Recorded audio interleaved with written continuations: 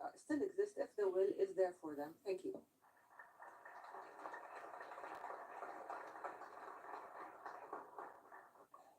Je remercie mon homologue de ses...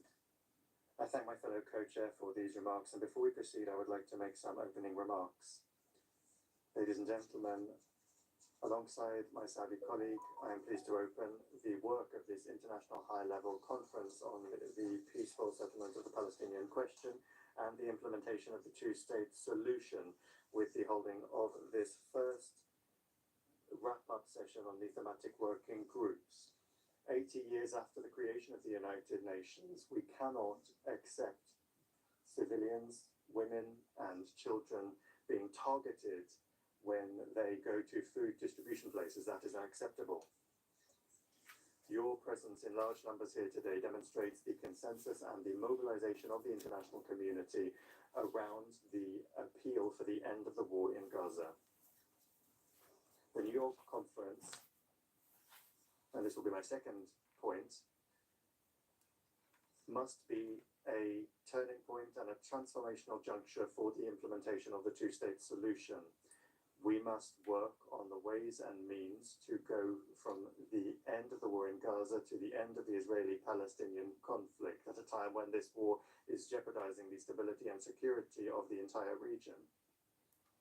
To achieve this, only a political two-state solution will help respond to the legitimate aspirations of Israelis and Palestinians to live in peace and security. There is no alternative.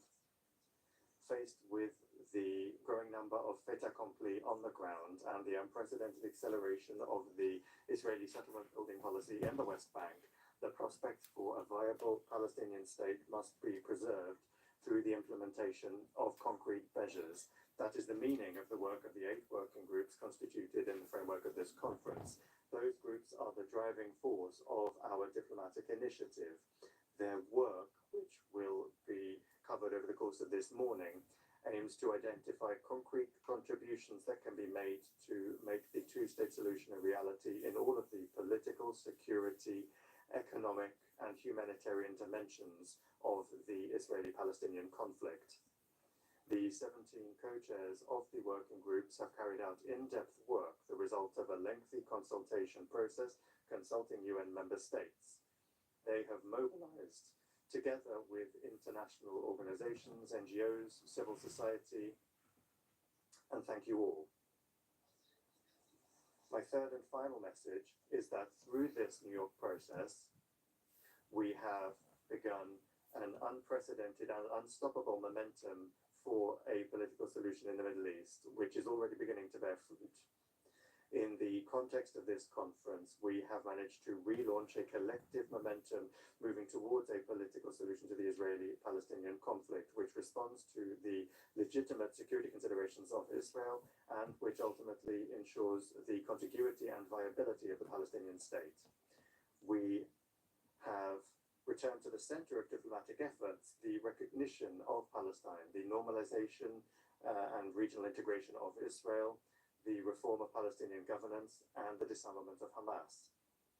It is in the context of this process that Mahmoud Abbas, in a letter last month, passed on to the President of the French Republic and the Crown Prince of Saudi Arabia, took historic commitments, clearly condemning the terrorist attacks of the 7th of October, announcing the holding of elections in a year's time, committing to reforms to lead to the de-radicalization of Palestinian society, and affirming that this state of Palestine would be demilitarized. Another step forward in this New York process is that France, on the 13th of June in Paris, hosted an unprecedented meeting of Palestinian civil society and Israeli civil society. They held a dialogue on how to emerge from this permanent state of war through a political, just and lasting solution to the Israeli-Palestinian conflict. Faced with the continuation of the war and the humanitarian tragedy in Gaza, through this conference we launch a collective appeal to action. This war has lasted for too long and it must end. The guns must be silenced and give way to an immediate and lasting ceasefire. All of the hostages captured following the barbaric attacks of the 7th of October 2023 carried out by Hamas and other terrorist groups must be released immediately, unconditionally, and in dignity. The cavalry of the civilian population in Gaza, in the midst of this humanitarian catastrophe, must end. Ladies and gentlemen, the co-chairs of the working groups, the work that you are going to present to us today will serve as a compass for the entire international community to pave an irreversible political path towards the implementation of the two-state solution. Thank you.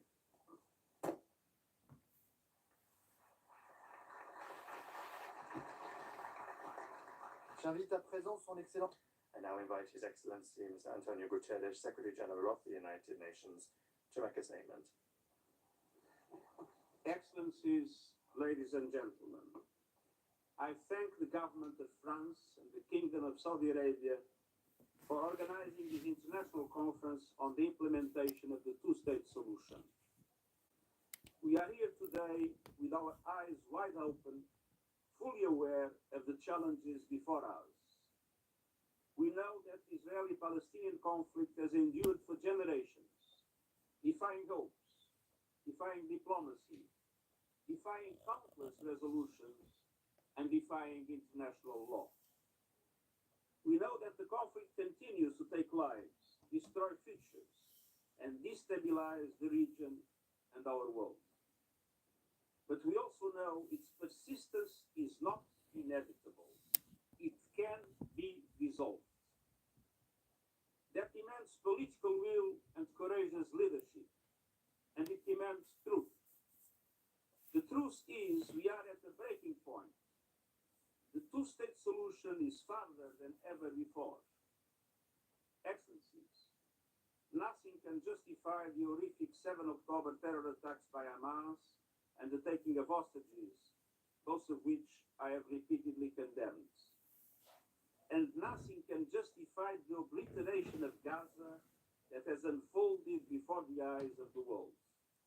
The starvation of the population, the killing of tens of thousands of civilians, the further fragmentation of the occupied Palestinian territory, the relentless expansion of settlements, the surge in settler violence against Palestinians, the demolition of homes and forced displacement of populations, the changes to demographics on the ground, and the absence of any credible political solution. And the support, as expressed in a Knesset declaration voted last week, for annexing the occupied West Bank. Let's be clear. The creeping annexation of the occupied West Bank is illegal. It must stop. The wholesale destruction of Gaza is intolerable. It must stop. Unilateral actions that would forever undermine the two-state solution are unacceptable.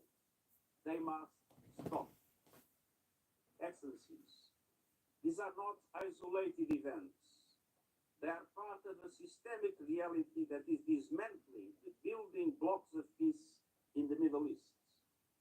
And yet, precisely because of the grim realities, we must do even more to realize the two-state solution. Today's conference is a rare and indispensable opportunity. We must ensure that it does not become another exercise in well-meaning rhetoric. It can and must serve as a decisive turning point, one that catalyzes irreversible progress towards ending the occupation and realizing our shared aspiration for a viable two-state solution. The two-state solution remains the only framework rooted in international law, endorsed by the Assembly and supported by the international community. Specifically, Israel and Palestine living side by side in peace and security, within secure and recognized borders on the basis of the pre-1967 lines, with Jerusalem as the capital of both states, in line with international law, UN resolutions, and other relevant agreements. two independent, contiguous, democratic, and sovereign states, recognized by all and fully integrated into the international community. It is the only credible path to a just and lasting peace between Israelis and Palestinians. And it is the sine qua non for peace across the wider Middle East. Excellence, Excellencies, Israel, Palestine, and others will have to make difficult decisions on that path. Bold and principled leadership will be required on all sides. We are here to encourage and support that effort. Thank you for coming together to advance this essential cause for the people of Israel, Palestine, and all humanity. Thank you.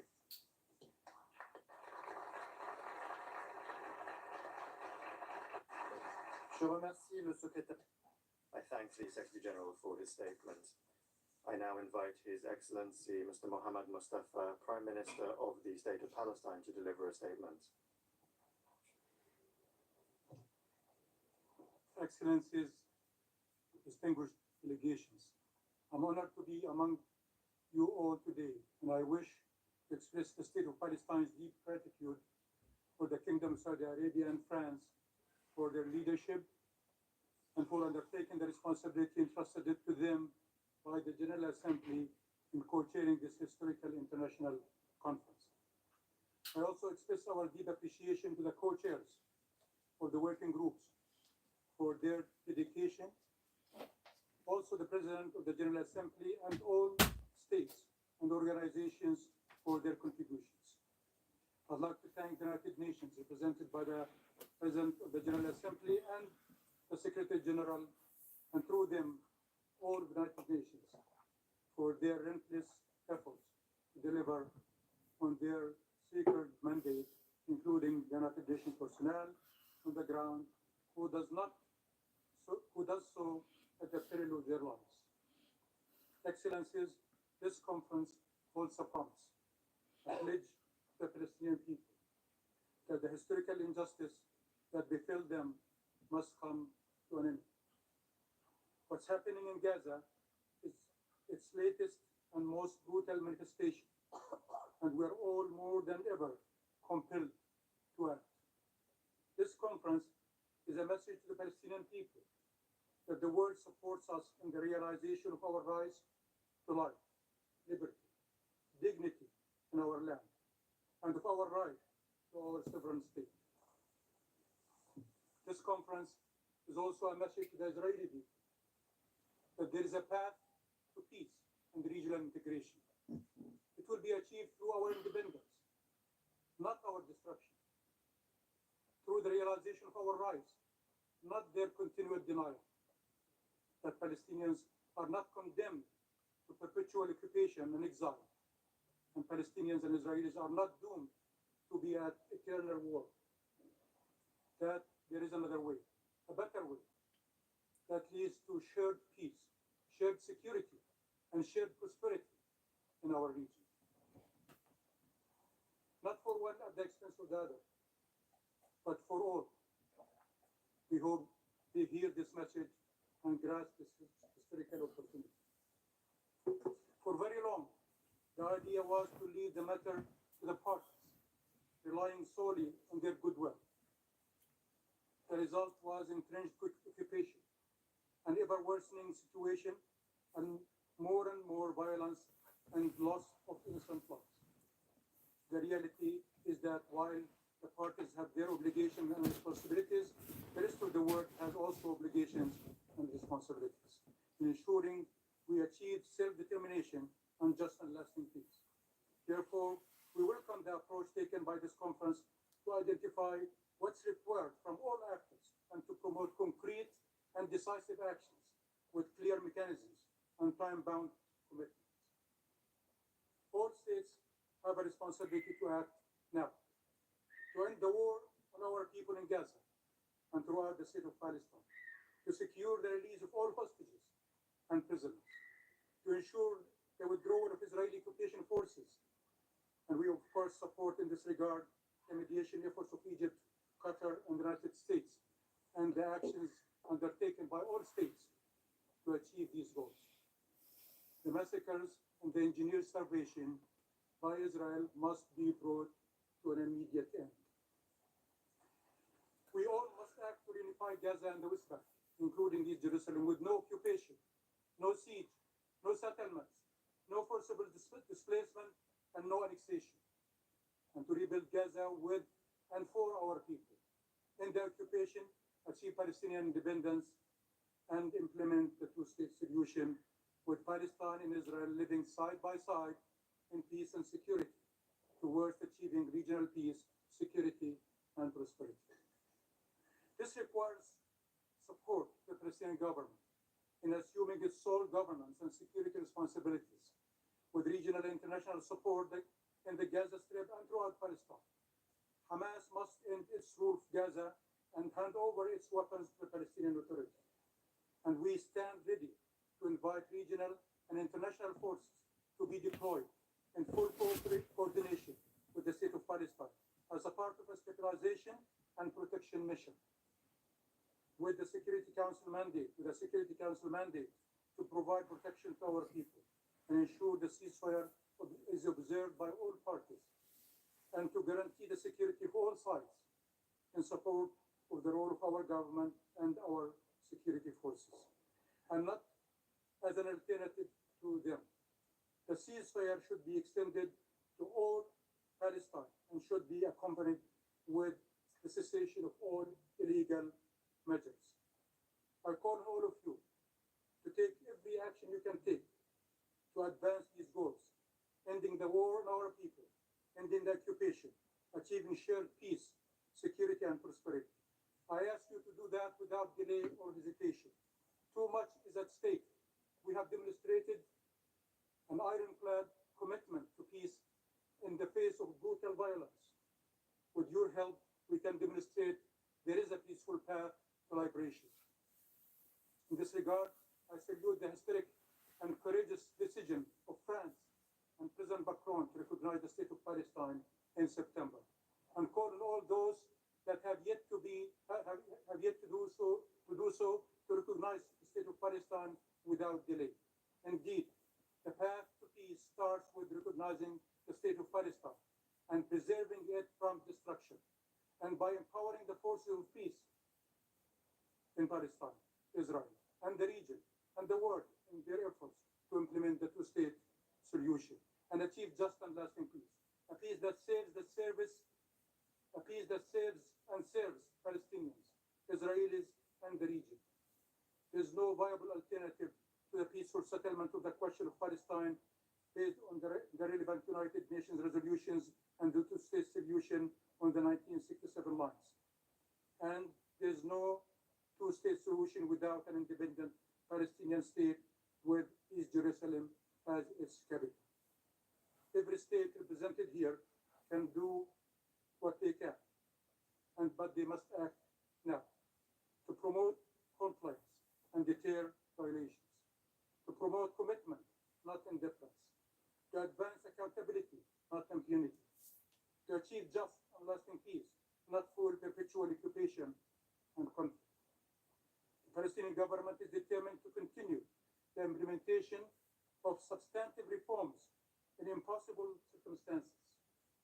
First and foremost, to be able to do better to serve our people, and also to better cooperate with our regional and international partners. We do not shy away from our obligations, and we are ready and willing to assure all our responsibilities in Gaza and the rest of Palestine. We ask that you help put an end to the Israeli policies who, at the political, financial, and military levels, constitute an existential threat to our people, our state, and its institutions, and to peace. The idea that peace and security can be achieved by the destruction or subjugation of our people is a deadly illusion. The only way forward is shared peace and security. Our people are not going to disappear, but they are losing lives and loved ones every single day. Commitments has to be given to secure their future. Communities are under attack by occupation forces, and settlers to try to uproot them every single day. The Palestinian people have suffered for long and cannot be demanded to simply endure. Their agony must be brought to an end. Our people have an inalienable right to live in freedom and dignity in their ancestral land. The region is ready to move forward now, but not at the expense of Palestine and the Palestinian people. The rights of all peoples must be respected. The sovereignty of all states must be ensured. Palestine and its people can no longer be the exception. Thank you.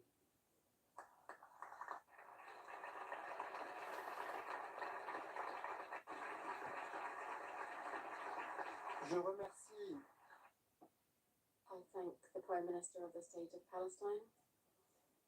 Before closing the first part of our meeting, I suggest that we stand and observe a minute of silence in the memory of all of the victims of the tragedies that have been bereaving the region since the 7th of October 2023.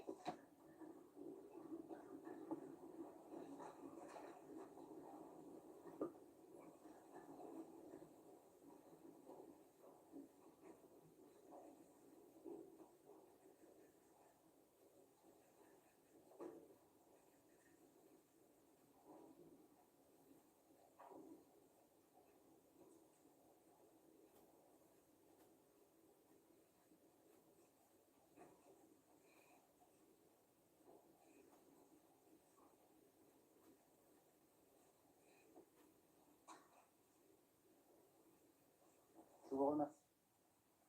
Thank you.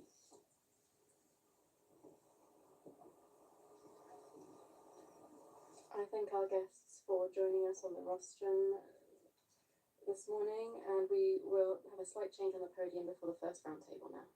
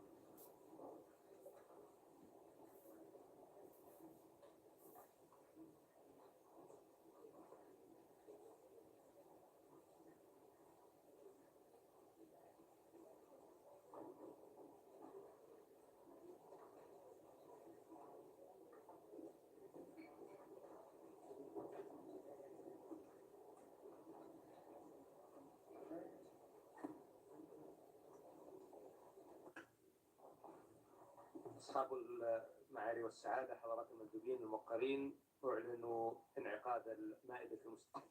Your Excellencies, ladies and gentlemen, we will now convene the first roundtable entitled "The Case for Peace: Advancing the Two-State Solution Through Narrative Measures and International Law." Joining us at the podium for this segment of this meeting is Her Excellency Mary Robinson, former President of Ireland, former UN High Commissioner for Human Rights, and former Chair of the Elders. We warmly welcome her presence today. In accordance with the program circulated, we will first hear interventions by the co-chairs of thematic working groups 3, 7, and 6. I would like to remind that all interventions are limited to 3 minutes and should be made from your seat. After the interventions by the co-chairs, we will hear a keynote address by our guest speaker.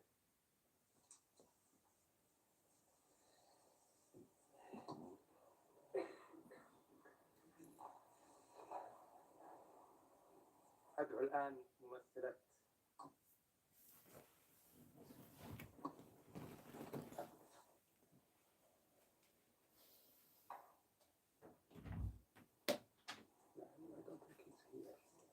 أدعو الآن الممثل I now invite the distinguished representative of Qatar, His Excellency, to deliver his remarks for Working Group 3. شكرا سمو الأمير. Thank you, Your Highness, Excellencies. May the peace of God be upon you. First, at the outset, I would like to express our appreciation for the Kingdom of Saudi Arabia and the Republic of France for chairing this conference, and we appreciate the efforts made to prepare for this conference and the efforts of all the co-chairs of the conference working groups. Since the announcement of this conference, we have sought to support and actively play a role in this conference, and we chaired with Mexico and Canada the working group related to the case for peace. And this is an important topic for Qatar, where we have worked on justice, inclusivity, and peace, and establishing peace through dialogue and peaceful coexistence, and supporting development and education and the role of youth. The active participation of Working Group 3 in the conference came through the co-chairs Qatar, Mexico, and Canada, making efforts over the last weeks to engage in a consultative process with stakeholders from member states and international organizations and non-governmental organizations, by first developing a concept note on the narratives of peace and proposed questions to guide the discussion. We received written contributions from stakeholders in addition to oral contributions through the meetings that were held by the working group at the UNHQ last month. Based on this, we presented to the co-chairs of the conference a summary of what the specific proposals and projects that we agreed to. I would like to highlight a number of elements that were included in the deliberations of Working Group 3. First, it is clear that there is a consensus that peace narratives should be within a framework that is related to international law, human rights, and international resolutions, and that lasting peace can be established through a two-state solution, which includes the establishment of an independent Palestinian state on the borders of 1967 with East Jerusalem as its capital. Second, it was emphasized that there is a need to deal with the root causes of the conflict, in addition to recognizing the humanitarian suffering. It was also emphasized that the occupation cannot ensure security. One of the fundamental topics addressed by the working group is the need to build trust, fuel, and mutual respect, coexistence, and humanitarian issues by focusing on these topics. Fourth, it was emphasized that measures should be taken against hate speech and incitement to violence. This needs to be dealt with. Fifth, some of the topics that were included was the importance of protecting independent media and journalists and the need to combat disinformation. Sixth, the role of education was highlighted as essential for promoting peace. Seventh, it was noted that there is a need to engage actors, specifically women and youth, and to have platforms and programs for dialogue between both parties. Eighth, it was also included that we must benefit from previous successful experiences to promote peace. The essential role of civil society was also highlighted.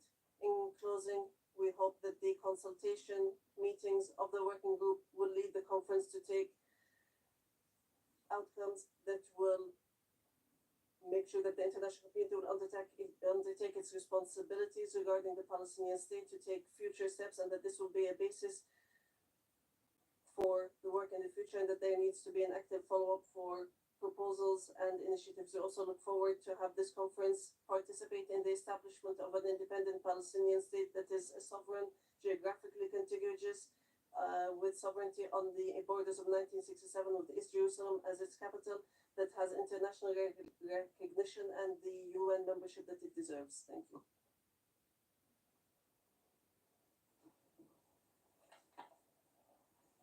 شكرا والآن نعطي الكلمة Thank you. We now give the statement to the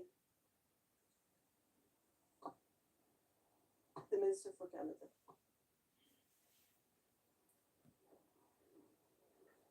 Excellencies, delegates, distinguished guests, I would like to begin by thanking France and the Kingdom of Saudi Arabia for bringing us together at this critical moment. Painful realities that continue to tear at the fabric of the region. Escalating violence, devastating civilian casualties, hostages still in captivity, a deepening humanitarian crisis in Gaza, relentless settlement expansion in the West Bank, and the continued threat of terrorism. All of this making the prospects for peace feel more distant. Canada believes a two-state solution remains the only viable path to lasting peace for both Palestinians and Israelis.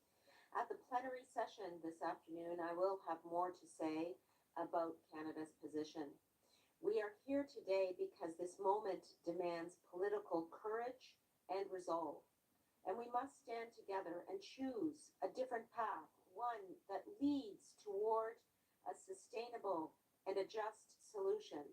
And political agreements alone are not enough. We must also address the narratives shaping identity, perception, and legitimacy as these lie at the heart of the conflict. As G7 President, Canada is engaging closely with regional partners, and the message is clear. The region must be defined by peace, by stability, and by dignity for all. Guided by this understanding, Canada, alongside Qatar and Mexico, is co-leading this Narrative for Peace working group, aimed at building an inclusive framework grounded in dignity and coexistence. Peace is not only about borders and agreements, it is also about shared stories and understanding that humanize all sides and foster trust. Canada is committed to initiatives that amplify voices of peace, promote understanding, and reject division. We support local mediation and peace-building efforts, empower youth and women leaders, and champion press freedom and inclusive dialogue. I would like to briefly mention two other working groups at this conference in which Canada is contributing also: the security sector and humanitarian action and reconstruction groups. En tant que principal contributeur, As the main contributor to the Office for the Coordinator for Security since 2005, Canada advocates coordinated regional support, unified Palestinian governance, and cooperation in security with Israel. As I will mention this afternoon, on the humanitarian level, Canada prioritizes the protection of civilians, the improvement of humanitarian access, and reconstruction led by Palestinians, focusing on transformations to enhance and strengthen Palestinian institutions. determined to work alongside our partners to deliver real, tangible solutions on the ground. And above all, Canada remains committed to a future where Palestinians and Israelis can live side by side in peace and dignity. Merci beaucoup.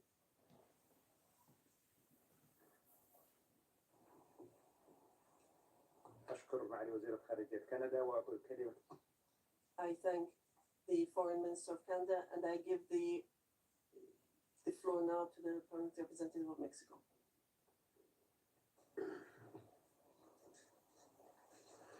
Señores y co-presidentes. Co-chairs, distinguished colleagues, Mexico expresses its deep appreciation to Qatar and Canada for their steadfast commitment to our working group that is tasked with exploring potential peace narratives that may contribute to the implementation of the two-state solution. On the basis of consultations held within our group, a broad consensus emerged around the idea that while diplomatic negotiations are a sine qua non for achieving a lasting resolution to the Israeli-Palestinian conflict, they must be accompanied by an effective peace narrative. Such a narrative at the same time should play a key role in shaping public discourse and influencing the way in which future generations are educated. A significant point of convergence among the contributions that we received is that education is one of the foremost factors to achieve and sustain peace. In this regard, allow me to highlight the following proposal. It is essential that both Palestinian and Israeli school curricula include history classes that emphasize the commonalities between both cultures. Likewise, initiatives aimed at fostering future peaceful coexistence between Palestinians and Israelis must be prioritized.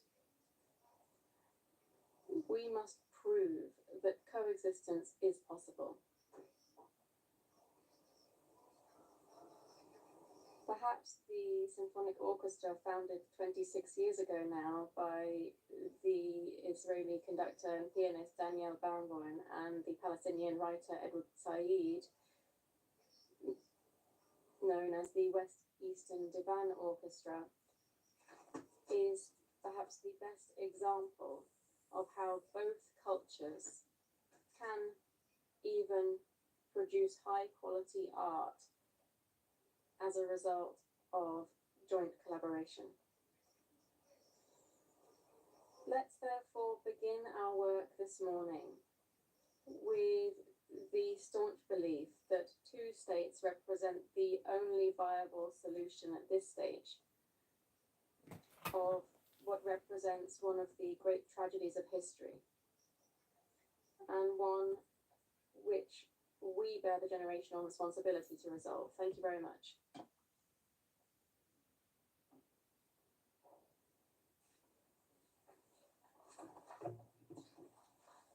شكرا سعادتكم. Thank you, Your Excellency. I now invite the Foreign Minister of Brazil, الرئيس المشارك لمجموعة العمل السابعة, the co-chair of Working Group 7, to deliver his remarks.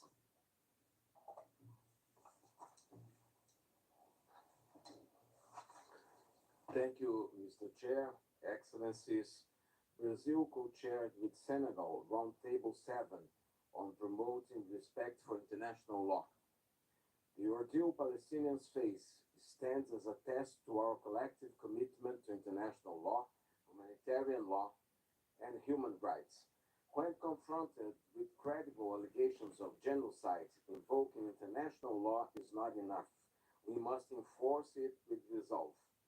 Last year, the International Court of Justice laid out clear guidelines on how states must fulfill their obligations regarding the unlawful occupation of Palestine.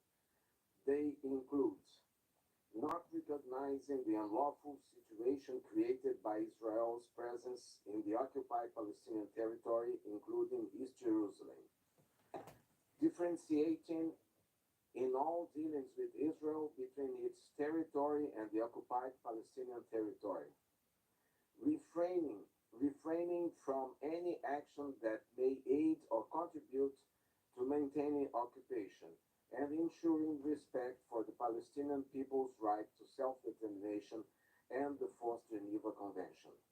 Guided by the court's opinion, Working Group 7 formulated 3 questions to inform member states' action. First, what actions can the states adopt to promote and ensure compliance with international law? Second, what accountability mechanisms can be activated to address relevant and lawful actions, policies and practices, and to ensure reparation? Third, what preventive measures can be taken against illegal unilateral actions undermining the viability of the two-state solution. We received over 50 submissions from multiple stakeholders. These inputs generated 96 concrete proposals grouped in 5 areas: diplomatic and political, arms trade, economic, accountability and reparation, and monitoring. The following stood out: recognizing the state of Palestine and supporting its admission as a full UN member, upholding the legal distinction between Israel and the occupied Palestinian territory, opposing annexation and settlement expansion, ensuring protection for humanitarian workers, including UNRWA staff, supporting civil society and human rights defenders, imposing targeted sanctions against violent settlers and lawful countermeasures to grave violations. Excellencies, these are lawful actions that states can take now. The credibility of the international legal order depends on its non-selective application. What is now needed is the political will and a robust follow-up process to this conference. Let us turn law into action and action into justice and peace. I thank you. شكرا معاليكم. نعطي Thank you. I now invite the Foreign Minister of Senegal, the co-chair of Working Group 7, to deliver her remarks. Excellence, Madame. Excellencies, ladies and gentlemen, it is with an acute sense of responsibility that I stand alongside my counterpart from Brazil to present the results of Working Group 7. Without further ado, I will touch on the proposals that we received in the 4 other areas of action. In arms trade, contributors recommended strengthening the due diligence process, monitoring the final use and export controls. Some called for bilateral military embargoes in line with the Arms Trade Treaty. In terms of economic measures, proposals included restrictions on the conference. Excellencies, ladies and gentlemen, the restitution exercise is never easy, particularly in such a short time. Therefore, we would like to thank all of the parties that contributed to this process, which was inclusive and exhaustive in nature. The proposals that we received reflect a broadly shared understanding that of the erosion of international law in the occupied Palestinian territory, and the fact that this is a legal failure, but also a moral and political one. It also reaffirmed a principles-based position, which is that of the primacy of law over might. This proposal is the only path towards lasting peace through a two-state solution anchored in international law, respecting the rights of the people of Palestine to self-determination and guaranteeing the right of both Palestinian and Israeli people. Thank you. أشكر معالي وزيرة خارجية السنغال. I thank the Foreign Minister of Senegal. I now invite the Deputy Foreign Minister of the Republic of Turkey, the co-chair of Working Group 7, to deliver the remark of Working Group 6. Esteemed ministers of co-chairing and participating states, excellencies, dear colleagues, I would like to thank France and Saudi Arabia for co-chairing the conference and all stakeholders, including civil society organizations, for their valuable contributions to the work of Working Group 6.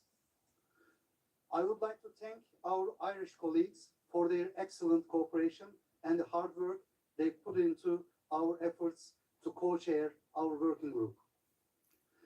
I wish also to take this opportunity to welcome the announcement of France to recognize the state of Palestine. We sincerely hope that many others will follow suit soon.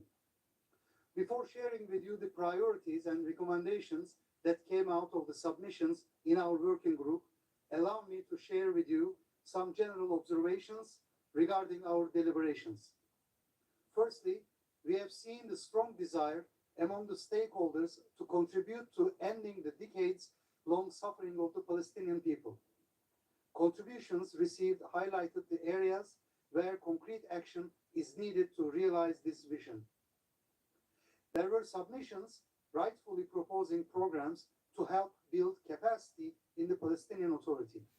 Yet, empowering the state of Palestine calls for addressing the urgent question of how to end the Israeli occupation. Therefore, the root cause is still there. During our deliberations, it was a recurring view that the continued occupation is the main obstacle on the way to Palestinian statehood. While the annexation of Palestinian territory is proportionally strong and effective. Some stakeholders made submissions proposing the establishment of mechanisms to enforce international law and international humanitarian law. We also observed that the addition to the dire humanitarian situation in Gaza, illegal settlements, confiscation of land, house demolitions by Israel in the West Bank, including East Jerusalem, also call for urgent action. Some stakeholders emphasized that measures, including sanctions, should be imposed against settlers in the occupied Palestinian territory. Israel may also be subjected to coercive measures as it is the enabler of the illegal settlements. The acts of Israel to displace, dislocate, and expel Palestinian people from their homeland should be prevented without any delay. We cannot envisage the state of Palestine without the Palestinian nation. The core priorities that came out of the submissions can be listed as follows. First, implementation of the two-state solution. Second, recognition of the state of Palestine and the admission of the state of Palestine as a full member in the UN. Third, humanitarian and reconstruction efforts in Gaza. Fourth, institutional development. Fifth, halting settlement expansion and forced displacement. Six, accountability and the rule of law. Seven, civil society engagement. Eight, security guarantees for both people. The submissions send a clear message. The international community must act urgently and decisively to preserve the two-state vision, to uphold legal and humanitarian principles, and to move beyond expressions concerned to activating mechanisms of accountability. Thank you. أشكر ممثل. I thank the representative of Turkey, and I now invite Her Excellency Emma Higgins, Minister of State at the Department of Public Expenditure, Infrastructure, Public Service Reform and Digitalization of Ireland, and co-chair of Working Group 6. Yes, I would like to begin at the outset by thanking France and Saudi Arabia for all of their work to date, and to all of the co-chairs and their teams for all of their work, including our own team in Ireland. I'd also like to thank Minister Yilmaz and express my appreciation to Turkey for their excellent cooperation. I'm delighted that former President of Ireland, Mary Robinson, is here with us today, and I thank her for her decades of dedication to the protection of human rights. This conference, delegates, is an opportunity. It's an opportunity to bring a renewed sense of urgency and to demonstrate a spirit of shared responsibility for seeking a political situation to this absolutely devastating conflict. The humanitarian situation in Gaza has reached new depths of despair and new depths of misery. Mass starvation is now spreading right across the population, and that is an affront to our collective humanity. We need to see an immediate ceasefire, we need to see an immediate release of hostages, and we need to see massive humanitarian aid into Gaza at scale. As co-chairs of Working Group 6, Ireland and Turkey engaged broadly with member states and stakeholders. Our working group was on the preservation of the two-state solution.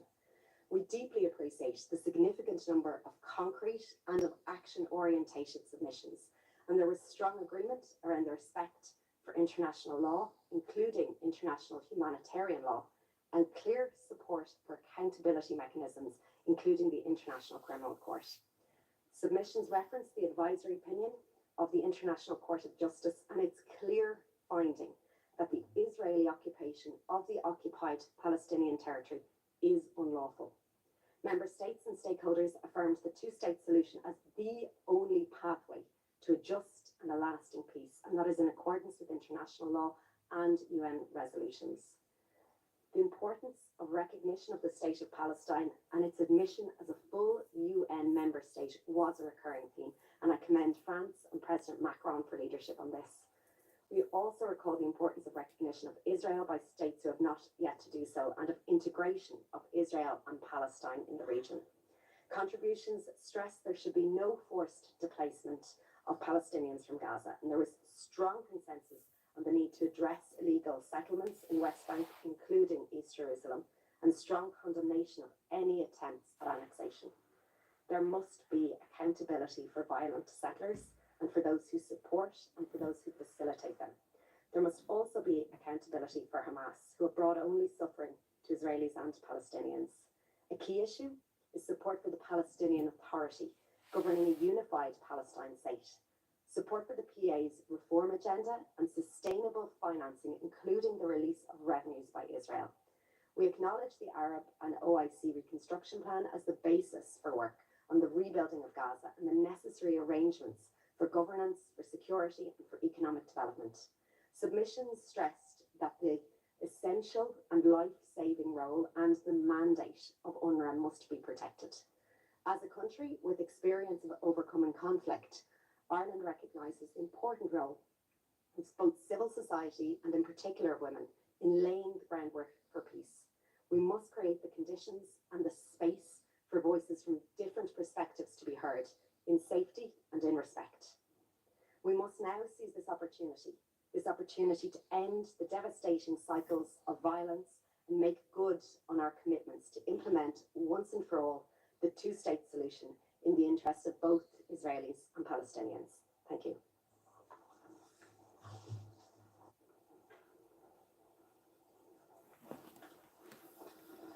I thank the representative of Ireland. لقد استمعنا إلى We have heard from the co-chairs scheduled to speak under Roundtable 1. It is now my honor to invite our guest speaker, Her Excellency Mary Robinson, former President of Ireland, former UN High Commissioner for Human Rights, and former Chair of the Elders, to deliver the keynote address on law, legitimacy, and the long arc of peace. Excellencies, ladies and gentlemen, it's an honor to speak to you today as a member of the Elders, the group of independent leaders founded by Nelson Mandela in 2007. I'd like to thank the co-chairs, France and the Kingdom of Saudi Arabia, for convening today's conference and for the invitation. Since the Elders' founding, we've worked to support a peaceful and just resolution of the Israeli-Palestinian conflict. I share the anger and despair felt by so many around the world who feel powerless to stop the atrocities we are witnessing in Gaza. The level of human suffering and destruction is unconscionable.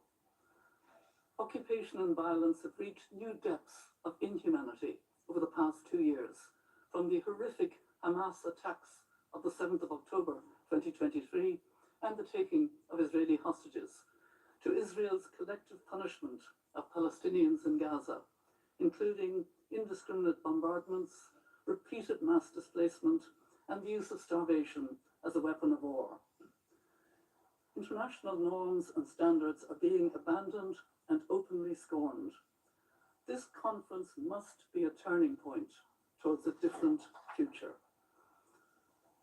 As political decision makers, you have the power and responsibility to compel a change of course. It's time for collective action, starting with recognition of the State of Palestine as a transformative step that should be taken now. Why now?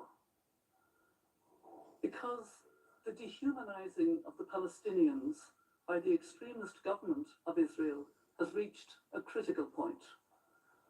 Let us recall that Prime Minister Netanyahu telephoned Pope Leo to apologize for the injury to Father Gabriel Romanelli when the Catholic Church was bombed in Gaza.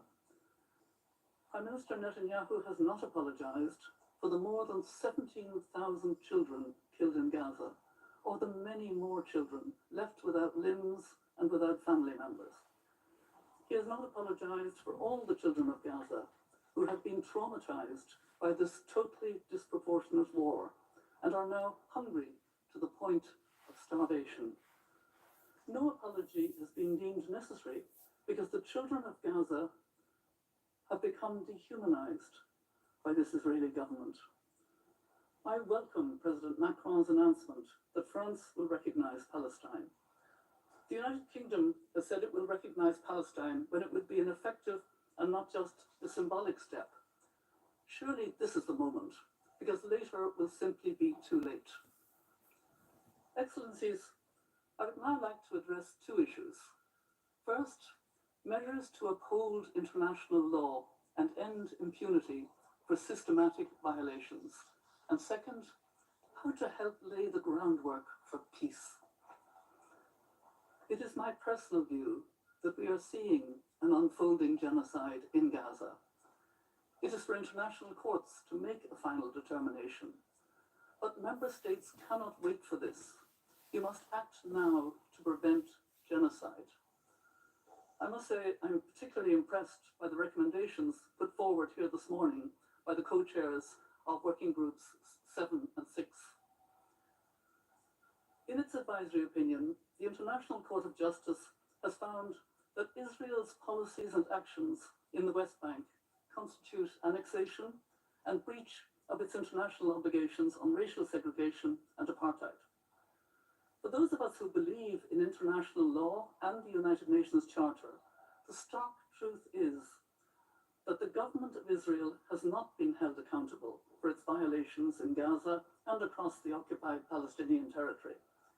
Its leadership enjoys a high level of impunity, and measures taken to date have not been sufficient to incentivize a change of course. This cannot continue. We have a shared duty to uphold the international rule of law and guard against the erosion of basic norms that guide conduct in wartime. There are practical steps that member states should take now to end impunity and give effect to the International Court of Justice's advisory opinion, halting arms transfers, expanding targeted sanctions, and moving to suspend trade cooperation. There must be an immediate halt to arms transfers and any military, security, or other form of cooperation which assists in maintaining Israel's unlawful presence and actions in the occupied Palestinian territory. The International Court of Justice advisory opinion clarified that Israel's security concerns do not justify its illegal presence in the West Bank and Gaza, or the annexation of territory. Self-defense cannot be invoked as justification for supplying arms when the use of force is unlawful or there is an overwhelming evidence of atrocity crimes. Ensuring the security of Israelis is central to finding a lasting solution, but this cannot be achieved when arms are used to perpetuate an unlawful occupation and atrocity crimes are fueling grievances on a colossal scale. Of course, there must also be accountability for systematic violations of international law by Hamas and other Palestinian armed groups, including the continued holding of Israeli hostages. It is right that member states have strengthened sanctions against Hamas in response to its atrocity crimes against Israeli citizens. The right of the Palestinian people to resist an unlawful occupation can never justify targeting civilians in Israel. Member states should also act collectively to expand targeted sanctions against the Israeli leaders responsible for systematic violations of international law in Gaza and the West Bank. I commend the governments of Australia, Canada, New Zealand, Norway, and the United Kingdom for imposing targeted sanctions in response to the dangerous rhetoric of some Israeli ministers. To achieve greater impact, governments must work together to build on this and put in place a robust set of targeted sanctions. Sanctions should continue to be strengthened against violent settlers and non-state entities funding and supporting illegal settlements. But let us be clear, it is the government of Israel that is driving settlement creation and expansion. This is not a recent initiative of a few extremist ministers. It is an enterprise that has been advanced by successive Israeli governments over many decades in clear violation of international law. Member States should expand sanctions and other measures in response to the announcement of new settlements, such as the recent revival of the E1 settlement plan, which would sever the West Bank in two.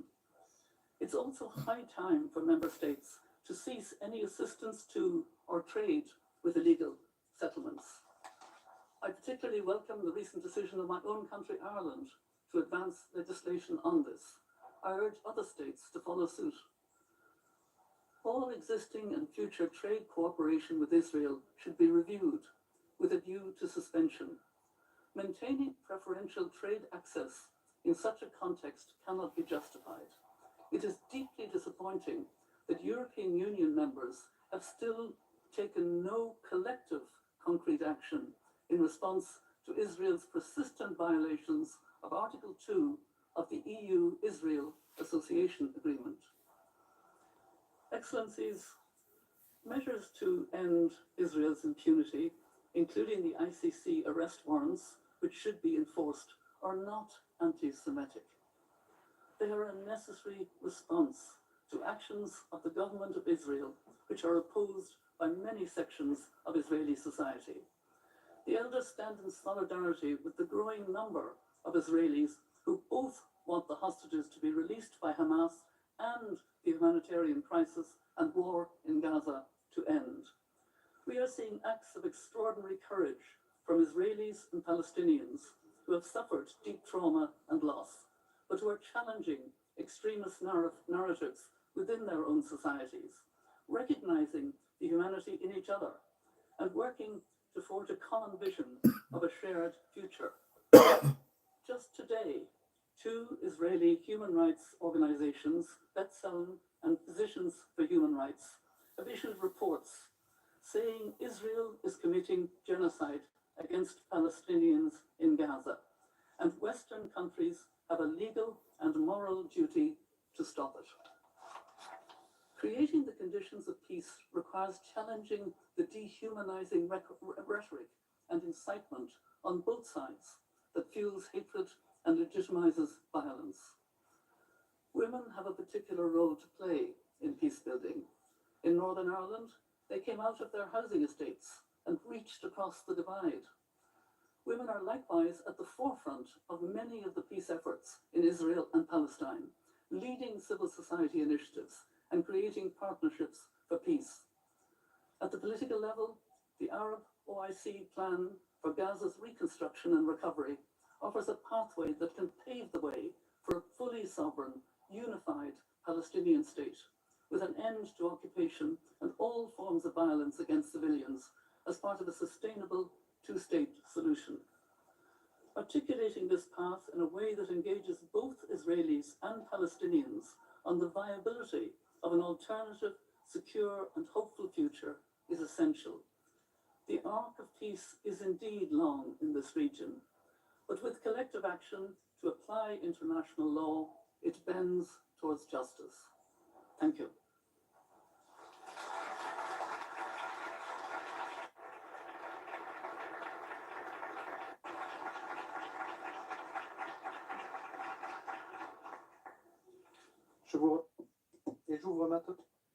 Thank you, and I now open Roundtable 2, entitled Two States, One Future, Delivering Sovereignty, Guaranteeing Security for All, and Economic Viability. Joining us on the podium is His Excellency Juan Manuel Santos Calderón, former President of Colombia, 2016 Nobel Peace Prize laureate, and Chair of the Elders. We warmly welcome his presence today.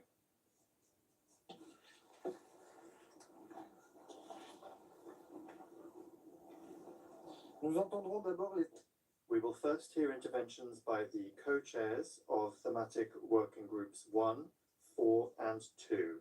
In Immediately thereafter, we will hear an address from our guest speaker. I now invite the representative of Jordan, His Excellency Ayman Safadi, Deputy Prime Minister and Minister for Foreign Affairs and Expatriates of the Hashemite Kingdom of Jordan, to take the floor. Thank you so much, Excellencies, dear friends. Allow me to start by thanking our co-chairs, His Highness Prince Faisal and His Excellency John Noel Barrow, for their leadership and for their commitment and for their relentless effort to bring us together today in what is clearly an extremely important event to express our commitment to lasting and comprehensive peace in the region. I will express Jordan's position in my intervention at the panel, but now I'll just summarize the outcome of our working group, which I had the honor of co-chairing with my dear friend, the Foreign Minister of Spain. And basically, I think what the group showed that we are all committed to a just, lasting, and comprehensive peace on the basis of the two-state solution. We're all committed to the two-state solution as the only path going forward, and that now is the time to act, because if we do not, realities on the ground are rendering that solution inviable as every day goes by. We, I think, agreed that recognizing the Palestinian state is a must. And to those who argue that this should be the outcome of negotiation, where are the negotiations? There is no negotiation. The Palestinians are ready to negotiate today. We do not have an Israeli partner to negotiate. So if they're not willing to sit at the table and negotiate a two-state solution, which the whole world agrees is the path forward, then they cannot veto us from doing what we all believe in and recognize the Palestinian state as a statement of commitment to that solution. I think majority in the group, and I thank everybody who participated in it, also expressed the importance of recognizing Palestine as a full member of our United Nations, so that we can move forward. And I think it was clear among all of us that we've got to act to stop Israeli unilateral actions that undermine the two-state solution, including settlements, land confiscation, encroachments on the holy sites, and attempts to change the demographic composition of the West Bank and Gaza. That is also something that I think resonated among all of us in the group. So to sum up, I think what we all agreed on is that we've got to act, and act quickly in accordance with our conviction that the two-state solution is the only path forward, and we've got to recognize Palestinian state, and we've got to take action, practical action, to move in that direction. And if I may just add one element here, is that if we all agree that the two-state solution is the path forward, and we all know who is the party that is preventing us from moving forward, then it is about time that the world took action against that party, which is Israel, that is not allowing the realization of the two-state solution. Again, I think we all agree that this is not time to talk, this is time to act, and we have to act efficiently and act quickly. And before I conclude, allow me just to say what I should have started with, which is the catastrophe on Gaza cannot continue. It is incomprehensible that in this day and age, all of us are failing to ensure that children eat, drink, have medicine. So I think I urge all of you to act in every way possible, to stand, to speak against the prevention of Israel of allowing aid into Gaza. That has got to stop. By the time we finish our meeting today, tens of Palestinians will have died from starvation. That cannot stand. So please, let's stand on the side of justice, stand on the right of what's right, stand on the right of international law, which our group also emphasized that must be implemented equally to